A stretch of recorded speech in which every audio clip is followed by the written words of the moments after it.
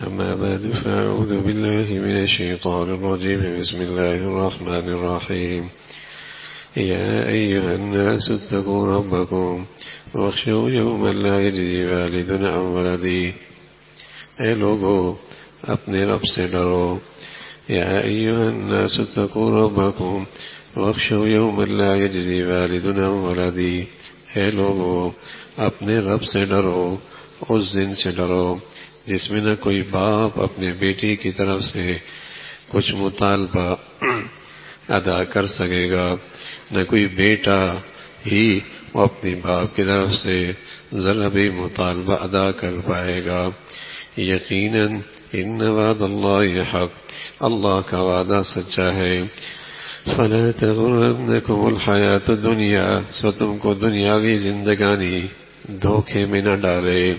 ولا یغرنکم باللہ الغرور، نہ تم کو دھوکہ باز شیطان اللہ سے دھوکے میں رکھے۔ یا ایھا الناس، اے لوگو اتقوا ربکم، اپنے رب سے ڈرو۔ واخشوا یوما لا یجزی والد عن ولده، ڈرو اس دن سے جس میں نہ کوئی باپ اپنے بیٹے کی طرف سے کچھ مطالبہ ادا کر سکے گا۔ ولا مولود هو جاز عن والده شیئا، نہ کوئی بیٹا اپنے باپ کی طرف سے ذرا بھی مطالبہ ادا کرے گا۔ ان وعد اللہ حق، یقیناً اللہ کا وعدہ سچا ہے۔ فلا تغرنکم الحیات الدنیا، سو تم کو دنیاوی زندگانی دھوکے میں نہ ڈالے۔ ولا یغرنکم باللہ الغرور، نہ تم کو دھوکے باز شیطان اللہ سے دھوکے میں ڈالے۔ ڈرو اپنے رب سے اور ڈرو اس دن سے جس دن نہ والد اپنے بیٹے کی طرف سے اور نہ بیٹا اپنے باپ کی طرف سے کسی مطالبے کے ادا کرنے کے لائق ہوگا اور نہ ہی اس کو اس کی اجازت ہوگی۔ اللہ سے ڈرو، اتقوا ربکم، اپنے رب سے ڈرو۔ اللہ سے ڈرنے کا مطلب یہی ہے کہ اس کی نافرمانی سے ڈرو، اس کی نافرمانی سے ڈرو۔ آدمی کے سامنے ایک چھوٹا سا بچہ ہو اور اسے پتہ ہے کہ یہ بات اس بچے کی سمجھ میں ہے اور یہ حرکت شائستہ اور اچھی نہیں ہے، تو آدمی پھر بھی احتیاط کرتا ہے، بچہ دیکھ رہا ہے۔ اور اگر اس سے بڑا ہے، والد دیکھ رہے ہیں، استاد دیکھ رہے ہیں، تو آدمی حیا کرتا ہے، لحاظ کرتا ہے اور اس حرکت سے باز رہتا ہے۔ تو اگر خوف خدا نصیب ہو جائے، اللہ کا ڈر نصیب ہو جائے، تو آدمی کی زندگی بڑی شائستہ ہو جائے کہ اللہ دیکھ رہا ہے، اللہ دیکھ رہا ہے، تو اللہ کا ڈر پیدا ہو جائے۔ رسول اللہ صلی اللہ علیہ وسلم فرمایا کرتے تھے، خوف خدا سے کسی شخص کے جسم کے رونگٹے کھڑے ہو جائیں۔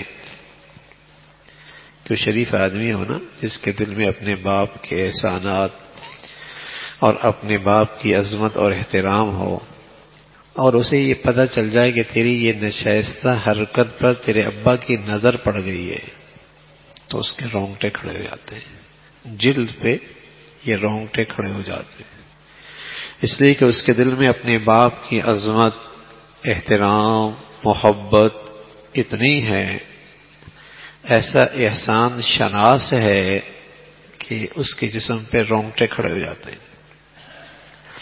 ایسے رسول اللہ صلی اللہ علیہ وسلم نے فرمایا، کسی صاحب ایمان کے دل میں اللہ کی عظمت، محبت ایسی ہے کہ اس کے خوف سے اس کے جسم کے رونگٹے کھڑے ہو جائیں، تو اس کے جسم کے گناہ ایسے جھڑتے ہیں جیسے خزاں کے موسم میں درخت کے پتے جھڑتے ہیں اور بس اوقات ایک بھی پتا اس درخت پہ نہیں رہتا۔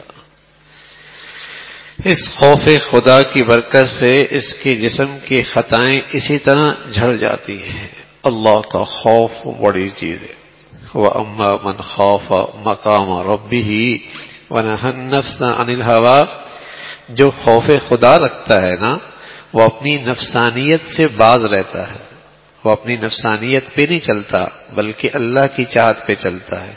اور جب کوئی ایسا کرتا ہے فإن الجنة هي المأوى، جنت پھر اس کا ٹھکانہ ہے. تو اتقوا ربکم، ڈرو اس دن سے، ڈرو اس دن سے، ڈرو اپنے رب سے. اور پھر یہاں رب کے اندر احسانات کا سبق ہے. احسانات کا رب جو پالتا ہے، پرورش کرتا ہے، آدمی کی زندگی کی ضروریات پوری کرتا ہے، اسے رب کہتے ہیں. اور ایسا وہی ذات کر سکتی ہے جس کے پاس علم بھی ہو، جس کے پاس قدرت بھی ہو، جس کے پاس شفقت اور رحمت بھی ہو. باپ بھی تربیت کرتا ہے، ماں بھی تربیت کرتی ہے، اس میں شفقت بھی ہوتی ہے. بچوں کے مقابلے میں اس کا علم بھی زیادہ ہوتا ہے، اس کو بچے سے زیادہ طاقت اور قدرت بھی حاصل ہو جاتی ہے. لیکن اس علم میں کمال درجہ، اس قدرت میں کمال درجہ، اس شفقت اور پیار میں کمال درجہ اللہ کو حاصل ہے. تو اللہ رب ہے، اللہ رب ہے، اور وہ ان تمام خوبیوں کے ساتھ ہے. اور اس تمام تر خوبیاں انسان کی پرورش میں کام آتی ہیں، اس کے پیچھے رب کے احسانات ہیں. تو فرمایا احسان شناس بنو، احسان فراموش مت بنو. احسان شناس بنو، جس ذات نے تمہیں کیا کچھ نہیں دے رکھا ہے، اور اس کی نعمتوں کی تو کوئی حد نہیں ہے، انگنت ہے. اور کسی لمحے بھی اس کی ایک نعمت بھی چلی جائے، آدمی کو اپنے اوقات کا پتہ چل جائے، آدمی کو اپنی حقیقت کا اندازہ ہو جائے. ایک نوجوان ہم نے دیکھا، وہ اچھا خاصا نوجوان، لیکن اس کے اندر اپنے اعصاب کی کنٹرول کی نعمت نہیں تھی. اسے پکڑ کے کھڑا کرنا پڑتا تھا، اور پھر چلانے کے لیے اسے دھکا دینا پڑتا تھا، اور وہ چلتا ہی رہتا تھا جب تک کہ کوئی اسے پکڑے نہیں. اعصاب کا کنٹرول، ایک نعمت چلی جائے زندگی جہنم بن جائے. زندگی کتنی بڑی مصیبت اور آزمائش کا شکار ہو جائے، ایک نعمت چلی جائے. اور اللہ نے اس جسم کی مشینری میں کتنی نعمتیں دے رکھی ہیں. یہ آنکھوں کی پلکیں ہیں نا، آنکھوں کی پلکیں، آنکھوں کی پلکیں یہ چلی جائے، باہر نکلے گرد پڑے، باہر نکلے گرد پڑے، پانی سے صاف کرے. یہ جلد ایسی نرم ہو جاتی ہے، پانی ڈالنے لگتا ہے تیزاب ڈالا ہے. لیکن اللہ نے یہ وائپر دے رکھا ہے، یہ وائپر دے رکھا ہے. اور پھر یہ آنکھوں کی پلکیں خالی وائپر نہیں، قدرتی نظام ہے کہ بند بھی ہو جاتی ہیں، کھل بھی جاتی ہیں. اور اگر یہ بند ہیں، ہاتھ سے کھولنا پڑے، اور کھلی ہیں اور ہاتھ سے بند کرنا پڑے، ایک نعمت. وَإِن تَعُدُّوا نِعْمَتَ اللَّهِ لَا تُحْصُوهَا، کتنی نعمتیں گنو گے، گنتی ہی چلے جاؤ پھر بھی نہیں گن سکتے. تو وہ رب ہے، تو پھر اس کا حق ہے، اس کا لحاظ ہو، اس کا لحاظ ہو، اس ذات کا لحاظ ہو، اس کی عظمت ہو، اس کی شان کی عظمت ہو، اس کا خیال رکھا جائے. اتقوا ربکم، اپنے رب سے ڈرو، اور اس دن سے ڈرو جس دن نہ بیٹا باپ کے کام آنا ہے، نہ باپ بیٹے کے کام آنا ہے. اور یہ بات سچ ہے. ان وعد اللہ حق، اللہ کا یہ وعدہ سچا ہے. تمہیں یہ دنیا کی زندگی کسی دھوکے میں نہ ڈالے، یہ دنیا کی زندگی کسی دھوکے میں نہ ڈالے. اس دنیا نے کبھی کسی کے ساتھ وفا نہیں کی. فلا تغرنکم الحیات الدنیا. بھائی یہ بھی بات سچ ہے کہ دنیا واقعی دھوکے میں ڈالتی ہے. اگر یہ نہ ڈالتی تو اللہ یہ کہتے بھی نہیں کہ دنیا دھوکے میں نہ ڈالے. دنیا واقعی دھوکے میں ڈالتی ہے. آدمی بس اوقات اس دھوکے میں ایسا رہتا ہے، اسے خیال بھی نہیں ہوتا کہ کل رات میری قبر میں ہوگی، کل کا دن میرے قبر میں ہوگا، پتہ نہیں کس گھڑی مجھے ان ساری اسباب و وسائل سے دستبردار ہونا پڑے گا. الہاکم التکاثر، ایسا غافل ہے، ایسا غافل ہے. حتی زرتم المقابر ہوش تب آیا جب قبر میں جا پہنچا، ہوش تب آیا جب قبر میں جا پہنچا ہے۔ آنکھوں کے سامنے جنازے بھی دیکھتے ہیں، کندھا بھی دیکھتے ہیں، اور لوگوں کو اپنے ہاتھوں سے قبر میں بھی اتارتے ہیں، لیکن اس دھوکے، اس دنیا کا جادو ایسا ہے، سمجھتے ہیں شاید یہ وہ مر گیا ہے، میں نے تو نہیں جانا، شاید وہ چلا گیا ہے، ابھی میرا تو بہت وقت ہے۔ اس دنیا کا ایسا جادو ہے کہ ہوش ہی نہیں آتا۔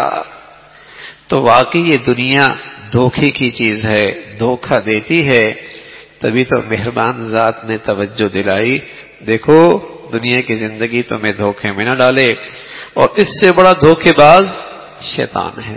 وَلَا يَغُرَّنَّكُمْ بِاللَّهِ الْغَرُورُ، اور یہ دھوکے باز تمہیں اللہ سے دھوکے میں نہ ڈالے، اللہ سے دھوکے میں ڈالا لے۔ ٹھیک ہے، اس کی معافی بھی ہے، مغفرت بھی ہے، معاف کر دینے والی ذات بھی ہے، تاکہ تم مایوس رہو، لیکن اس میں بھی دھوکے میں نہ رہنا، اللہ کی پکڑ بھی بڑی سخت ہے۔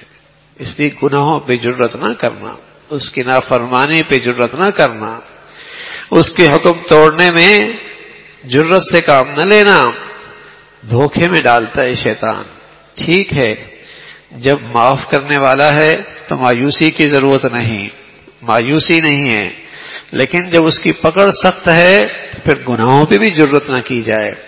یہ شیطانی دھوکہ ہے، گناہ کرتے رہو، کہتا ہے اللہ بڑا معاف کرنے والا ہے، اللہ بڑا معاف کرنے والا ہے، اور جب موت کا وقت اس گنہگار پہ آتا ہے پھر وہ مایوس کر دیتا ہے کہ اب تو میرا کچھ معافی ہوگی نہیں، اب تو مجھے میری اتنے بڑے گناہ ہیں، میری بھی معافی ہو سکتی ہے، اور یوں اللہ سے مایوس ہو کے مرتا ہے۔